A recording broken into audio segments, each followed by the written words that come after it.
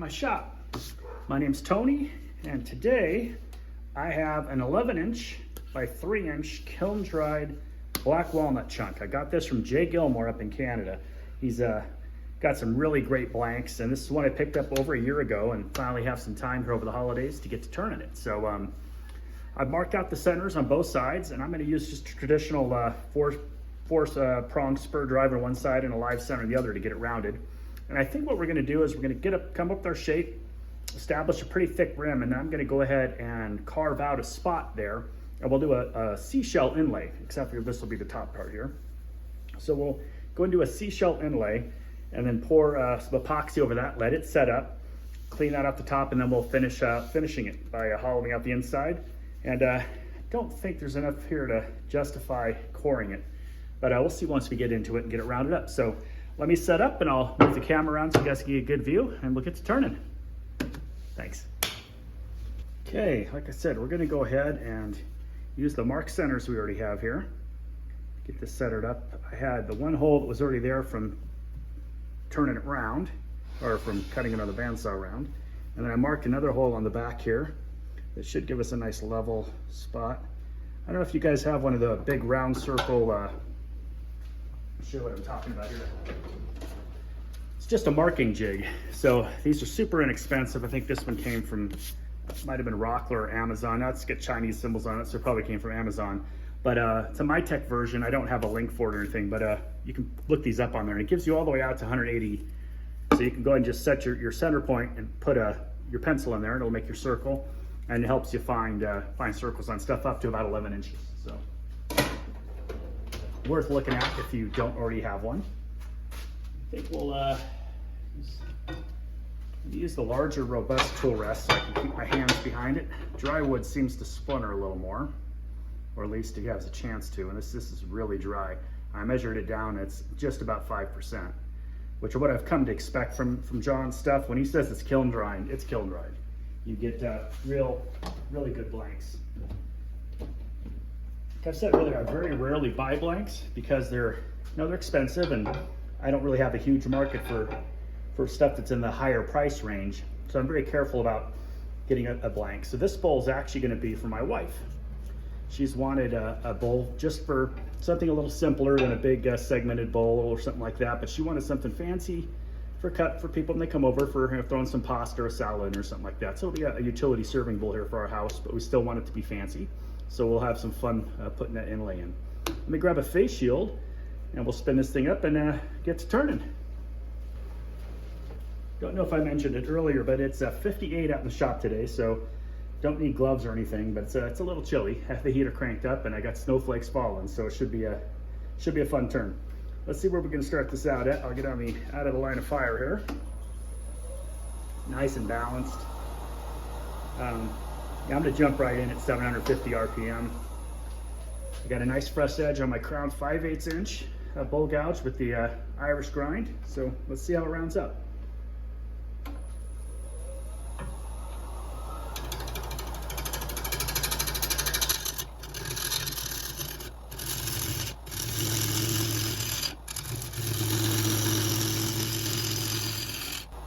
No idea how that's cutting.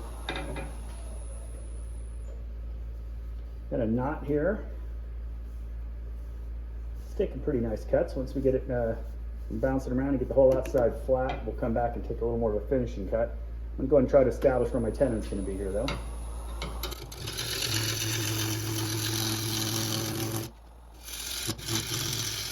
That's that little knot in there you're hearing.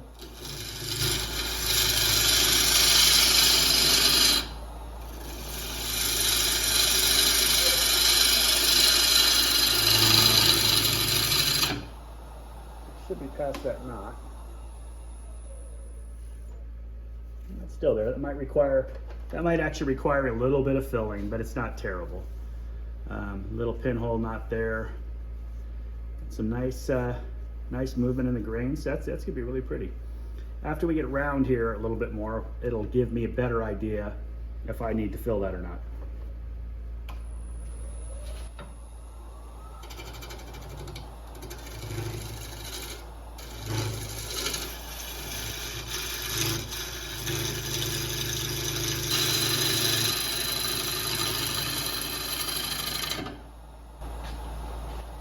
a lot more dusty when you turn in dry wood.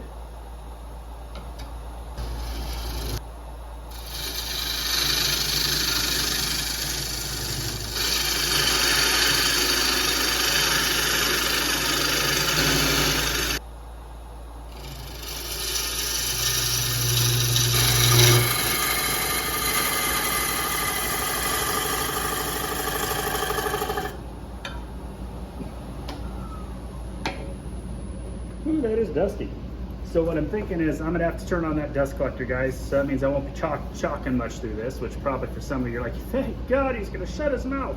But I'll stop if anything interesting happens that I want to point out a technique or something. I'm noticing right now, as we're going through this, that I saw a teeny crack right here. It's very small, it's almost hairline. It might be difficult to see in the picture there. I'll try to highlight it. But we might want to see if we can pull past that, see how deep that goes. That'll make it a much longer lasting, more decorative bulb. Oh, wait, let me get the dust collector set up. I'll be right back. There we go. And we're off.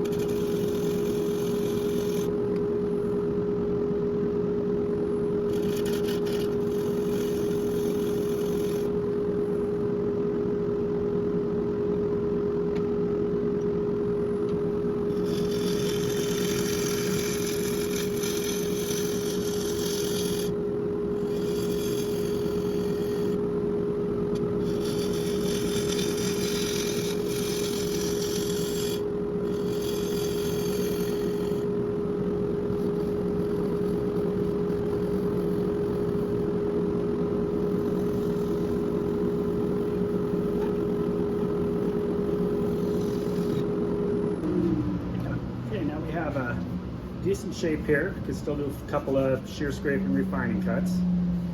Feel a little bit of, here's where we're getting these dark spots here, or where we're getting a little bit of wobble. I can feel it kind of bouncing off the tool, so the wood gets hard under these knots and then soft. So I'm going to take super light shearing cut there.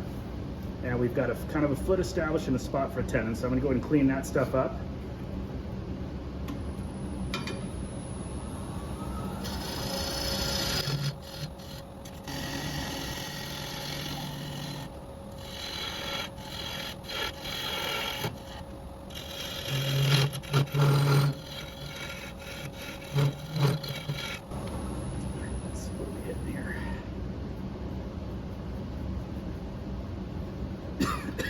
Excuse me.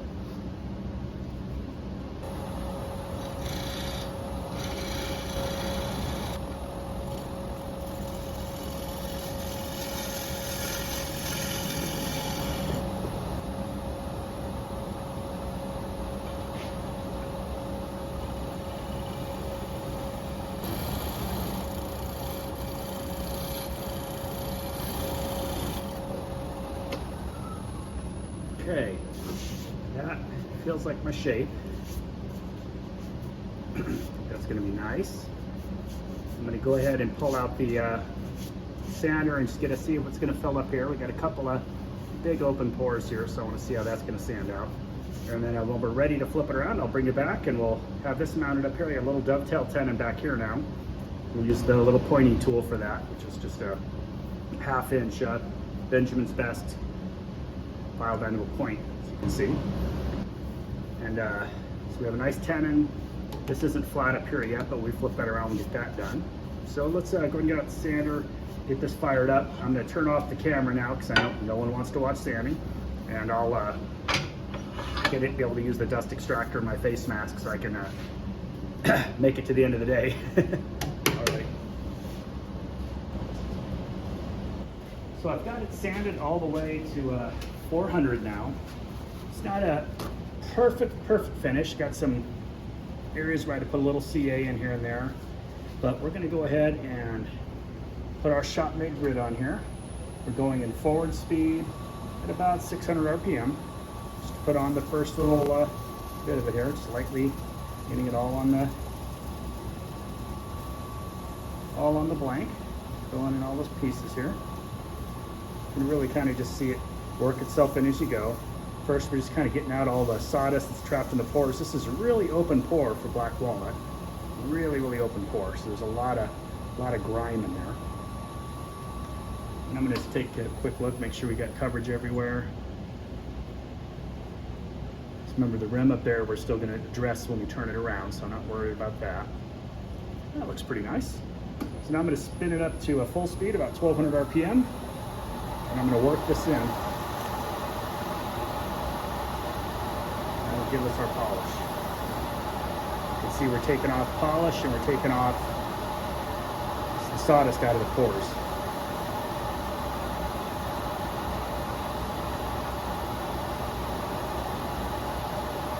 If I had a second cameraman, I'd have you over here watching the reflection in the bowl. It's really a very satisfying feeling.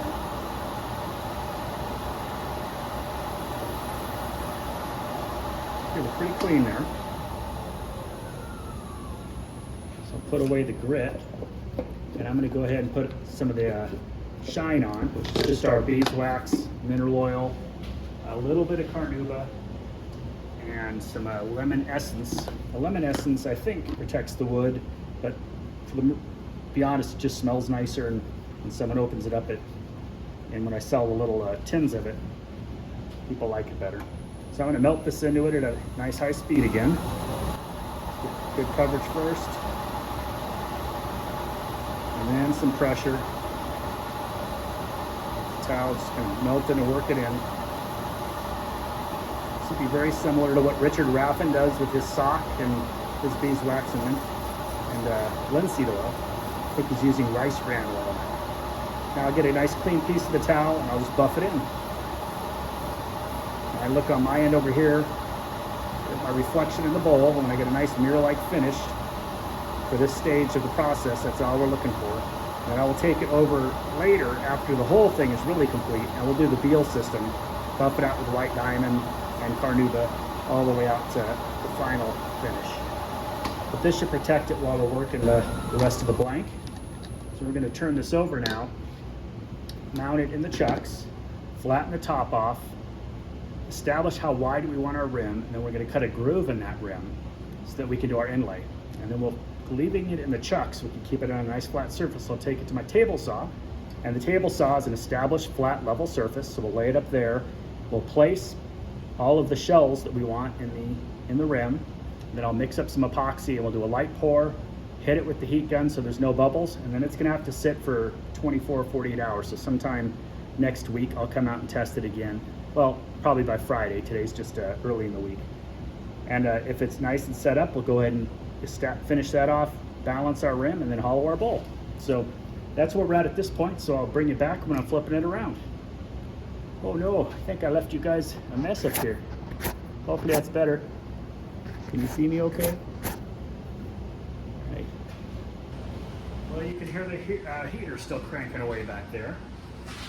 So it ain't getting any warmer. This will have the next 3-4 months in the shop are going to be a lot of heater noise. So I've shown you how I do this quite frequently, but I want to make sure I just keep up with good practice. So I've got a nice flat base here and a dovetail tenon, and I open up my jaws enough to grab that.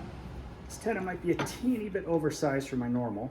I give it just a lightly hold it in place, make sure the center lines up here, and I put a little bit of pressure on that to make sure that we're seated nice, tight, and square.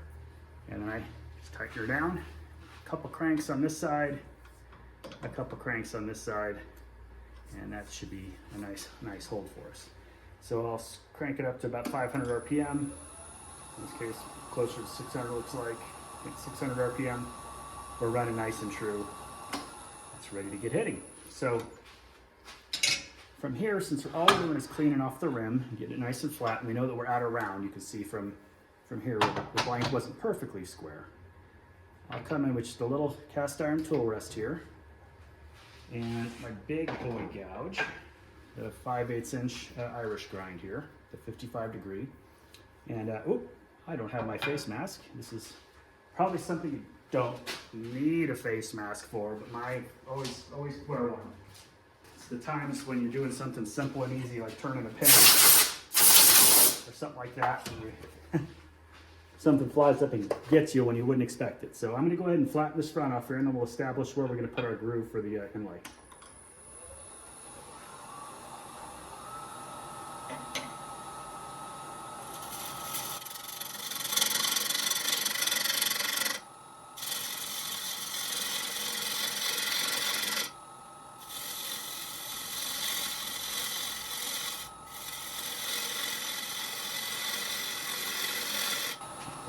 Flat.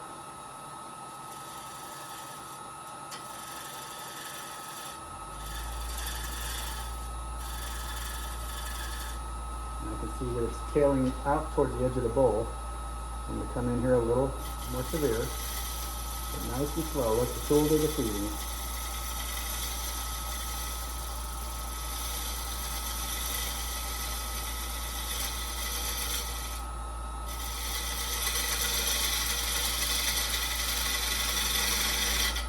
Go ahead and put the longer tool rest on now, so I can get all the way to the middle. The cast iron tools, I know these robust tool rests are great. Tomislav recently got himself a set too, and he's been raving about them. But I find on the outside edge, the smaller tool rest gives me a little more control. It seems to don't have all that leverage for vibration when you're out off of one end to the other. So I use a shorter cast iron rest, and I seem to get tighter control when I'm trying to do real fine cuts like that. But the big one here gives good support all the way across, and I'm not trying to take any fine cuts, just trying to get stability to this end.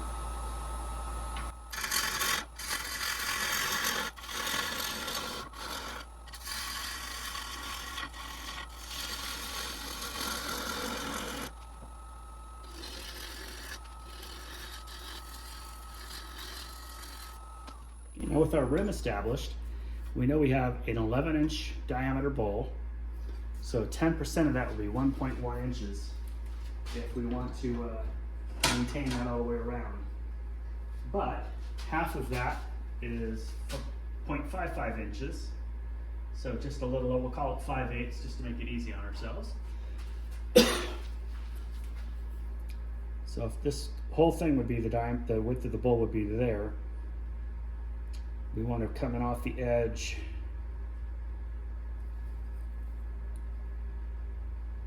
I'm going to come off 3/8 of an inch for the first area where we want to cut. And got our 3/8. And we want another 3/8.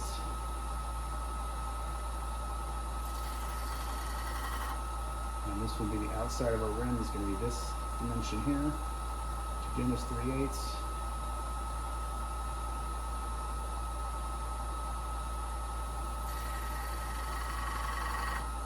Okay, so I'm explain what I've done here. So what I've marked out is I've marked out my outside rim, the inlay, the inside rim, and then this will be the area that we carve out. So for right now, all we're going to do is create this groove in here with a sharp, wide parting tool. So I think I have it sharpened over here. So it just looks like this, right? Standard parting tool. We'll come in with the handle slightly elevated, and we're just going to go ahead and go out to our two edges there, and then go down.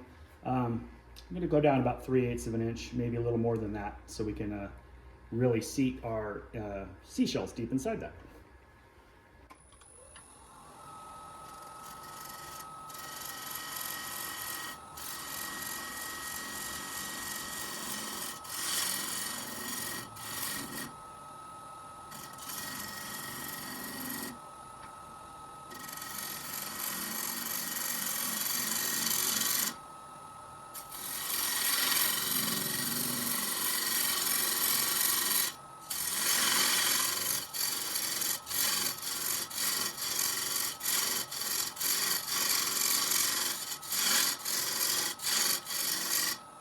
Once we've done that, we'll go ahead and establish the inner rim.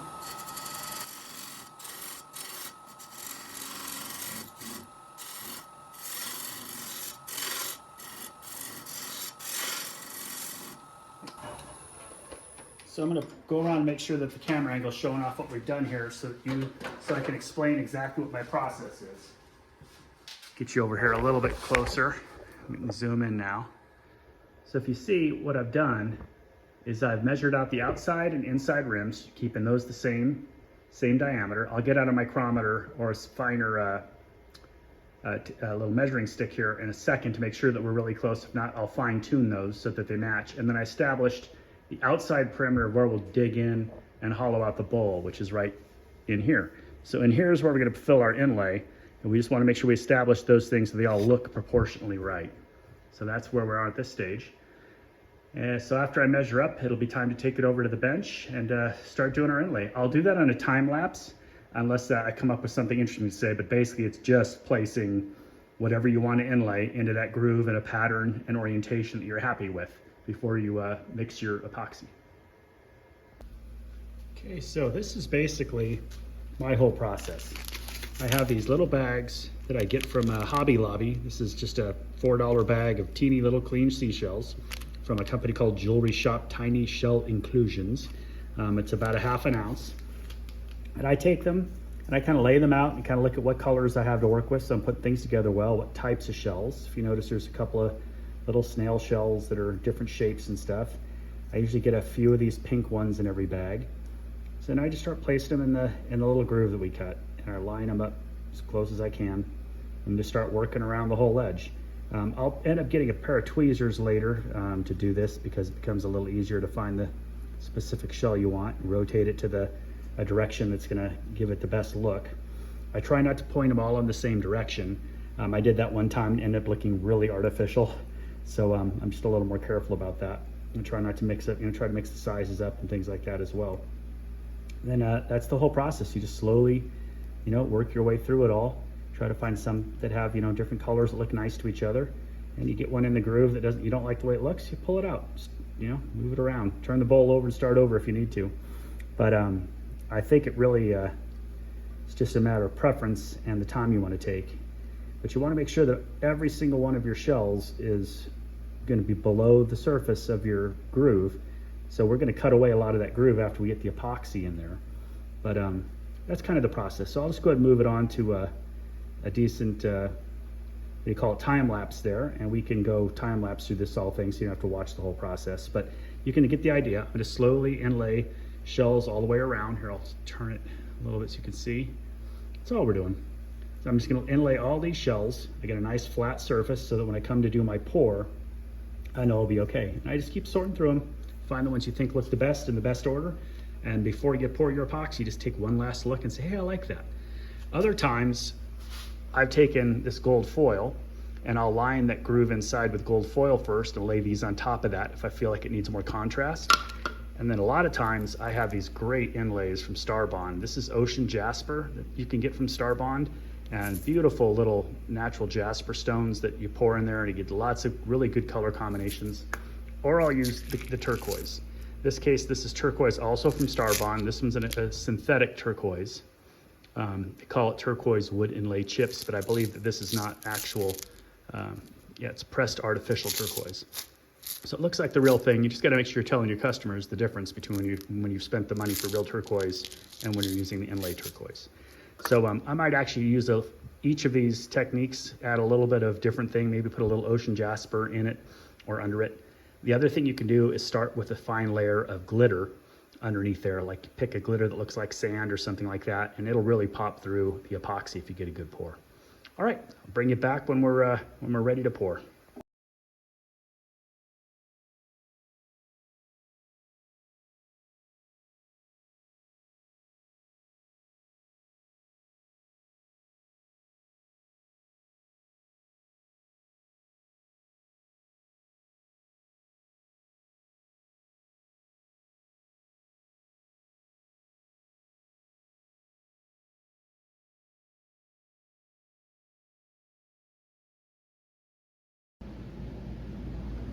Okay, that's all done now. So I've got all of the rims completely surrounded with the little seashells. This is what was left over from my little $4 bag of shells. So I'll scoop those in and put them in a little tin for another project.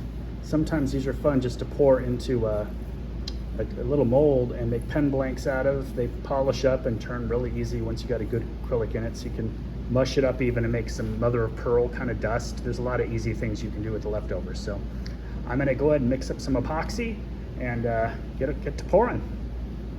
Okay, so all I have here is some J. Dixon epoxy and a little mixing cup. I'm gonna do 1.5 ounces of each. It's a little cold in here right now for epoxy, to be honest, but I do have everything we need to keep it warm. So I'll just pump this out on both sides until I have 1.5 ounces. If I was smarter, I would just pour it out, but I hate opening up and not using the pump because the pump really does work. And all of their stuff comes with the pump automatically. You just gotta wait for it to rise. But it's about 60 degrees in here. I generally don't like to do epoxy this cold, but I know that I've had some success last winter with the same exact blend of epoxy. So I think we'll be fine. So that's all you have to do is you pump a couple pumps of each into here, and then you mix it up with your mixer. I'll bring you back when we're ready to do that. Okay, we've got both of our parts in there, A and B, and I've got this little mixer here. So I'll go forward first. This will keep the bubbles way down for me. Just kind of move it around in there. You go for about 15-20 seconds and move forward. Try to keep everything submerged. Make sure it's touching the sides. Try to make sure there's no bubbles coming into it. I'll go the other direction. I'm still going to get some bubbles, but it's nowhere going to be as bad as if I was using a popsicle stick or something. So I let my epoxy sit for just a couple minutes. Then I gently get up there and I'll slowly start a little pour into the groove. I hope that it'll start to self-level as we cover everything here. And a little spill here and there isn't going to hurt us at this stage. So we can wipe it down a little later.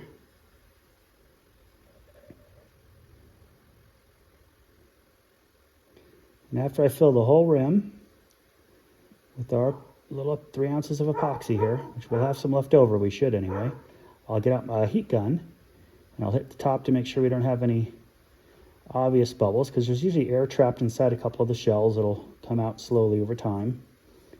But we did a pretty good job of mixing, and we let it sit for a few minutes. About half of the working time is what I usually let epoxy sit before I pour it in something like this. If I'm casting something, I'm not, in a mold or a form, usually don't wait quite as long. I like to use up as much of the working time as I can in the mold rather than in my cup or my hand or me trying to figure out if I did it right. So now that'll start to self-level out. You want to look for any shells that are proud of the whole thing. We had one here that floated up. See, this little guy here was full of air. He floated up, so we want to push him down. I thought I saw a couple more that have moved off to the edge. Got a couple spaces that opened up here, because they will want to float. They got air in them if they didn't have any other holes. So walk through and just look for the ones that wanted to float up. Push them back down proud before it cures up, but I want to hit this with the heat gun first. This is just a cheap Amazon, it's a Resiner's heat gun.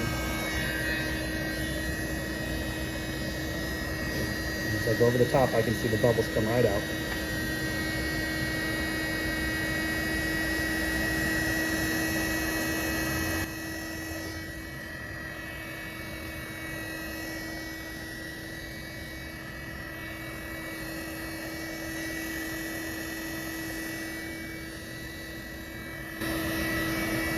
I don't see any more bubbles. For one right there. It's a little flake, something floating, not a bubble. So that is the process, guys. That's how I do it anyway. So those will all settle in their spots. I'll come through again here in a minute as it tacks up and see if there's a few that need to be pushed down a little further, but that's how I do it.